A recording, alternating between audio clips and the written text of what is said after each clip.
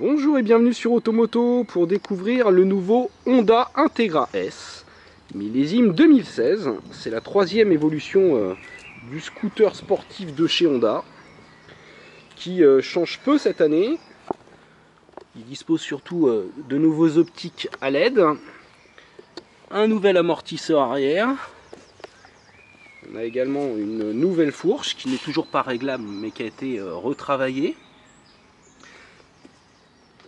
Ici également, les optiques à LED concernent la partie avant.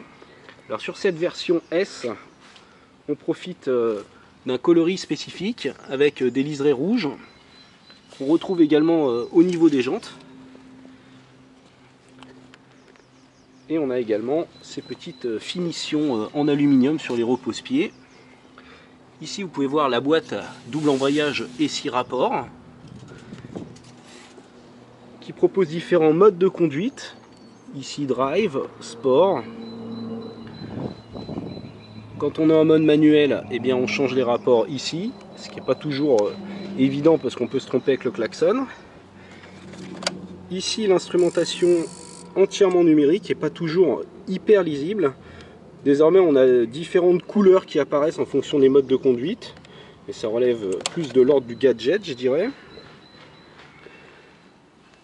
Et alors ce scooter qui est un peu un mix entre une moto et un scoot, puisqu'il dispose d'une transmission finale par chaîne et manque quand même d'aspect pratique. On a un gros tunnel central,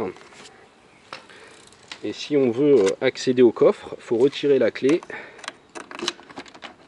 ouvrir la selle ici, et là on n'a vraiment pas beaucoup de place. On peut mettre qu'un casque demi-jet. Allez, on s'installe. Alors faut pas être petit, surtout quand on est sur la béquille centrale. Hop, véhicule qui fait un peu moins de 240 kg tout plein fait. Démarrage. J'enclenche le mode drive et c'est parti. Je vais faire le tour de la poussette et ça braque pas terrible.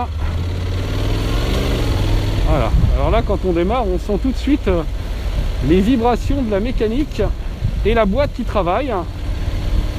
Ça fait des petites vibrations sous le fessier. Arrive à un feu à côté de la modus.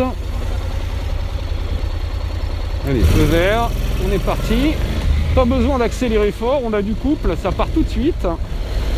Je mets la visière. Et là je prends un Dodan. Alors c'est assez ferme comme véhicule. Ça filtre bien les chocs, mais la selle est un peu dure. Alors la boîte travaille bien en mode drive, éco pour la ville c'est très bien.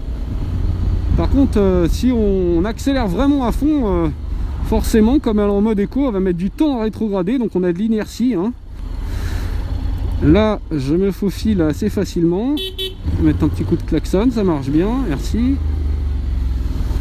Allez hop, on attaque le rond-point. Et là on peut prendre de l'angle, on peut y aller, il y a de la garde au sol. On attaque une voie rapide et c'est parti.